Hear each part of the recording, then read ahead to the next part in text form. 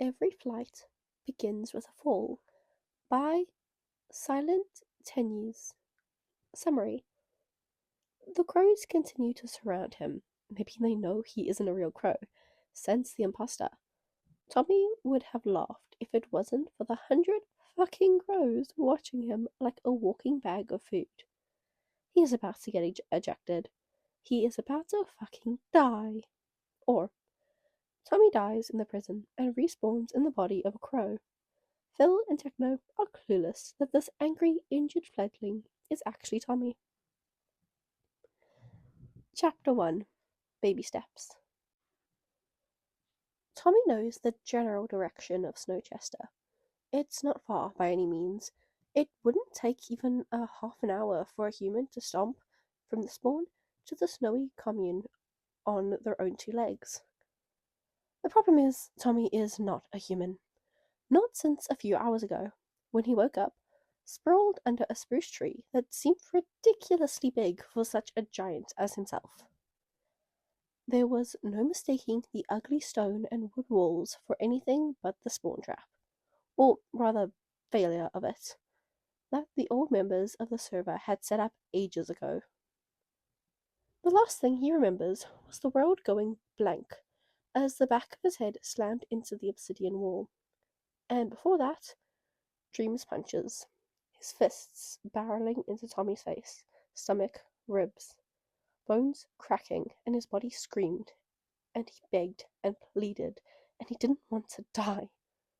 Yeah, maybe don't think of that. The point is, Tommy probably died and respawned. He was not supposed to, given that he was in his last life, but he was not going to complain about it either. That is, until he tried to stand up and find out he doesn't have fucking legs. He doesn't have a lot of things, actually, like a normal mouth, face, fingers, or elbows, or arms whatsoever. Scientifically, birds probably possess all of the above, but Tommy never bothered to learn about their anatomy. Was he supposed to? I die and respawn as a bird is something everybody definitely encounters at least once in their life. Tommy can think of it with irony now, but his first reaction had not been pretty.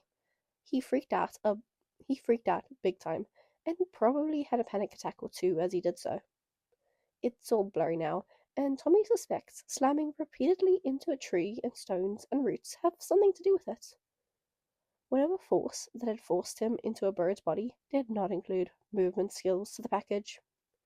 That is, with zero experience of controlling it, Tommy's coordination is on the level of a toddler, if not a newborn baby. Tommy keeps trying to straighten normally, like humans do, on instinct, and topples over immediately. Apparently, he is supposed to stay lean forward. Fuck, that feels weird. Everything feels weird. Tommy tries to stand up again, but falls forward and slams into the ground with his beak. Fuck. Tommy misses his legs, his arms, and his whole lanky, stupid body. Couldn't he respawn as something more human-like? Even a zombie would be fine. Sure, he would be stuck under a tree for the rest of the day, and his flesh rotting on him doesn't sound fun either, but Tommy would have preferred anything to trying to balance himself with a fucking beak. At this point, Tommy wants nothing more but to curl up in himself and just wait for something or someone to pick him up. Tommy cannot afford that, however. He suspects nobody even knows he died in the first place, let alone that a respawn had glitched so much he'd ended up in the wrong body.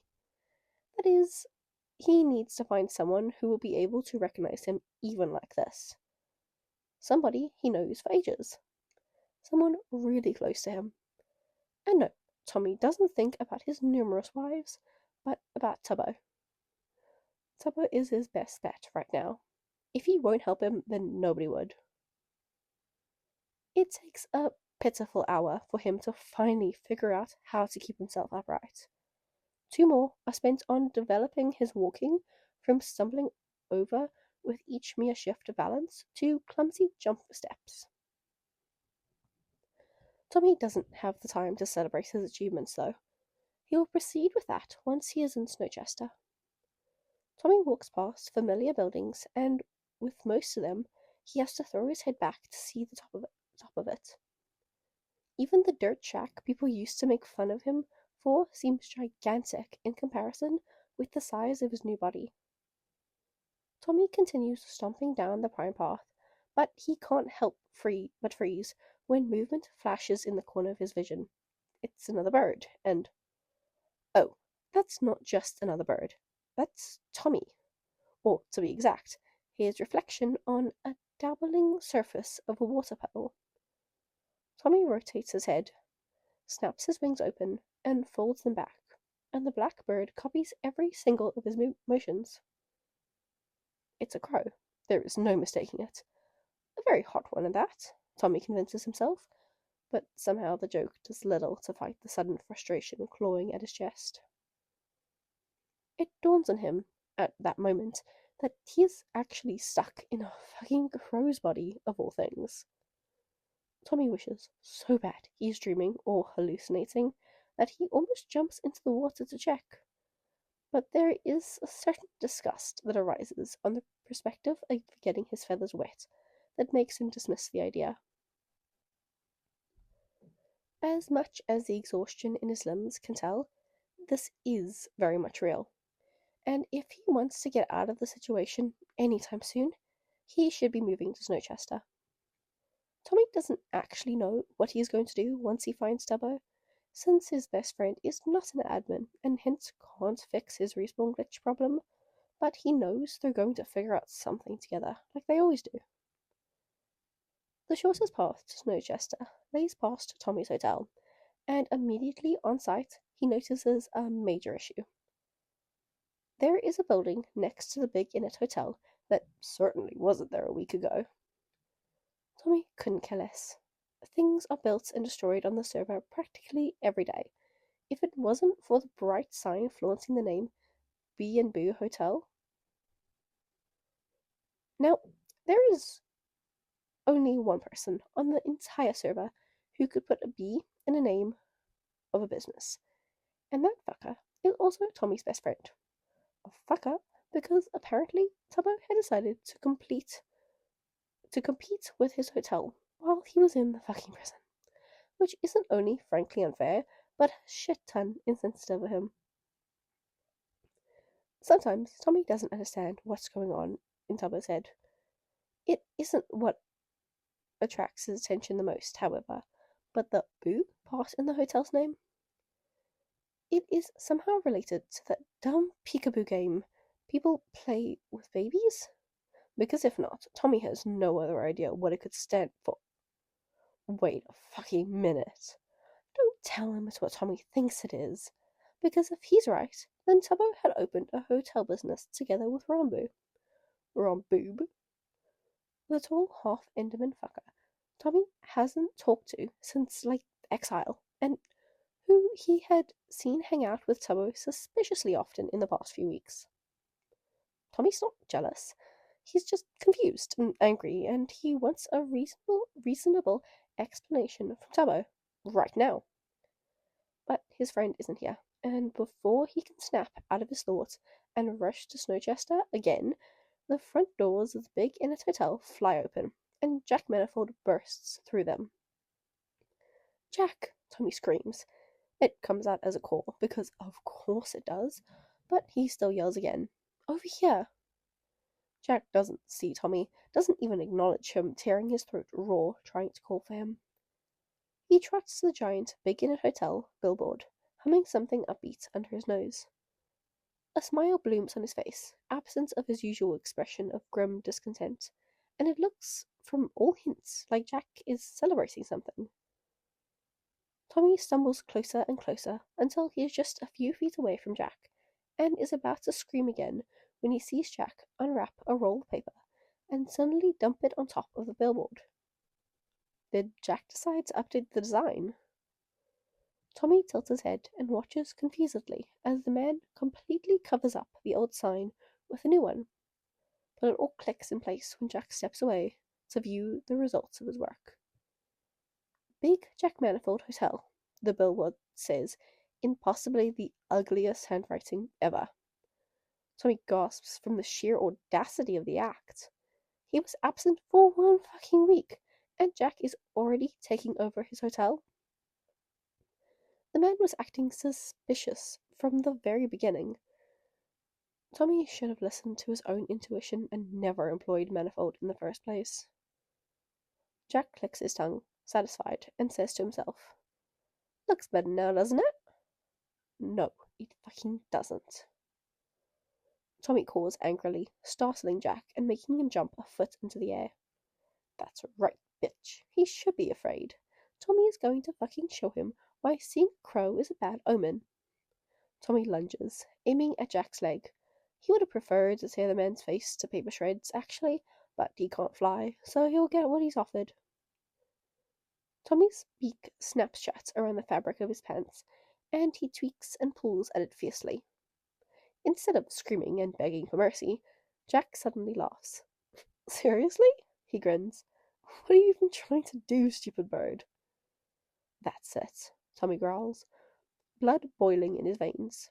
Your free trial of life has ended. Jack yells when Tommy's sharp beak pierces through the fabric and into his ankle, kicking his leg out on reflex. The crow doesn't have the time to dodge as the heavy boot slams into his stomach, knocking all the air out of him and sending him flying backwards. The world spins before his eyes, flashing between hotel and grass and dirt, and shit, he is falling off a cliff. The moment of weightlessness is long enough for Tommy to feel his entire body going ice cold. He tries to spread his wings to slow down the fall, but it's already too late. Crack. Tommy screams. It hurts, and it hurts so fucking much that the first few seconds, Tommy can't see through the veil of white-hot pain. His right wing surges with burning agony that shudders his entire body and breaks through his throat in the form of an abrupt cry. Jack kicked him off a cliff. Jack fucking threw him off a cliff. Tommy was hurt badly before. He had a sword pulled through his stomach, blood flowing out in crimson fountains, and felt his own skull shatter, pierced by a steel-tipped arrow. He experienced far worse wounds and injuries before, but that fact doesn't make the pain any more bearable. Crows can't cry, Tommy finds out. If they could, he would have already sobbed into his feathers. Tommy hears a call, and another. He pays them no mind, still curled up into himself in a pathetic puddle of feathers. But when the separate calls turn into steady rumble, he snaps at the sound and gulps involuntarily. All around him, crows gathered. On the ground, their feet sinking into the grass, on the branches of nearby trees, on the ledges of the steep cliff he had fallen off of. Dozens of birds, all staring at him intensely with their tiny black eyes. They call, and the sounds don't seem necessarily angry or threatening, but Tommy doesn't speak bird, and for all he knows, they were cornering him, preparing to launch. Tommy doesn't know whether crows are cannibals, and he doesn't fucking want to learn. Go away, he yells. It comes out as a hiss, and even if it draws some crows away, retreating with their wings half hung in the air, the majority stand still or move a few jumps closer. Tommy presses himself into the ground until his entire body shivers. From the cold, of course, because he isn't fucking afraid of a bunch of birds. Very unhelpfully, it comes to his mind that a gather of crows is called a murder. A friendly bird group wouldn't be called a murder of all things. The crows continue to surround him. Maybe they somehow know he wasn't a real crow, sense the imposter? Tommy would have laughed if it wasn't for the 100 fucking crows watching him like a walking bag of food. He's about to get ejected. He is about to fucking die. Tommy hates this body. He hates the situation, but he doesn't want to get eaten alive by a bunch of creepy birds. When one particularly bold crow flies over and lands right in front of him, Tommy snaps. He pecks the crow's neck. The bird lets out a pained cry, but Tommy couldn't care less. He doesn't want to move, but the crows don't give him another choice. A shadow flies over him, and with it comes a rush of adrenaline strong enough to muffle out the pain as Tommy scrambles himself up and drags his injured appendage toward a spruce tree growing 20 feet away. Immediately, the whole murder explodes with a series of claws and wings flapping. Wings. They can fly. And Tommy cannot. Fuck. Tommy runs like he has never run before in his life, meaning that he runs with the speed of a legless pensioner. Anything is better than just standing and accepting his death, however, so Tommy sprints as best as he can on his tiny feet, miraculously not face-planting into the ground with every step. Tommy dives under the low branches of the spruce tree and clings to the trunk as if it could save him from hundreds of crows that immediately start gathering outside the curtain of pine needles. None of the birds duck after him, however. Maybe they're afraid to get attacked. Tommy really hopes that is the case, because the other option is that they're just waiting for him to get out, hunting him, preparing a trap. Every small movement resonates with excruciating pain in his right wing. Tommy's sure it's broken, and the fact that he doesn't see any blood doesn't mean that the shattered bone didn't do any serious internal damage. Besides, if the injury doesn't kill him, thirst or hunger can. The latter immediately reminds of itself in persistent throb in his stomach. Tommy can't stay here forever, and as if the situation couldn't get any worse, he hears steps. Ground crunches under the weight of an unknown person. The steps are fast at the beginning, but start slowing down as they get closer, and they're too loud to belong to any of the wild animals who are always too careful to be heard so clearly. It has to be a person, then. Somehow, that knowledge only makes Tommy's fear worse. His memory snaps back to the Pandora's vault. The thin shadow of the tree is not that different from the dimly lit prison cell. In both places, he is trapped. In both places, he is injured and afraid. Who knows if the person will look at the pathetic tiny crow shaking with dread and decide to put it out of its misery, or kick him like Jack did. Tommy wouldn't put it past majority of people on the server. Sapnap hasn't killed any pets in a while, but maybe it's just because he switched to torturing wild birds instead. Tommy freezes as the cawing of the crows outside surges in a deafening choir. He flinches and stumbles into the trunk with his wing, and the injured appendage explodes with pain. Tommy cries out, and as if on purpose, it's that exact moment when the crows decide to fall silent. Tommy snaps his beak shut, but it's too late. A pair of boots stops right in front of the tree. They are so close he can see individual scratches on the shabby leather material. Clothes shuffle as the person kneels in front of him. Tommy tries to bolt before he gets trapped again, but the crows are still surrounding the tree, and he has nowhere to run. He tries to squeeze on himself, begging not to be seen. The person moves slowly, but so do the predators, sneaking up on their prey. Tommy can feel his heart slamming into his ribs with such a force he is afraid it might break them. As the person slowly lowers himself to the ground, his eyelids fall shut. He doesn't even care what happens next. Or the opposite, he is afraid of it so much he can't even bring himself to look. Tommy waits for the inevitable, for a hand to crush his skull or to suffocate him to death. A second passes. Nothing happens. Tommy counts to 5, but only gathers courage to open his eyes again after a solid minute, and is immediately met with a familiar face staring straight at him. "Hey," Phil says. "What are you doing here, little one?" Tommy's blood runs cold. Of course, it's fucking Phil. Now it makes sense where all the crows were coming from. Phil has an entire army of them, a flock of birds he calls chat, following him around like loyal dogs. Phil continues to stare at him with a soft frown. He almost looks concerned like that, but Tommy sees threat in every little twitch of his lips and brows. Phil's angry, isn't he? Did he accidentally trespass the flock's hunting territory or something? Did Phil send Chat to hunt him down? Did the avian somehow recognize Tommy and saw it as a chance to get revenge on him for betraying Techno? Tommy doesn't know, and that's what makes the situation terrifying. The annoying urge to vocalize his fear is overwhelming, but at the same time, his throat tightens so much that even air flows through it in abrupt whistles.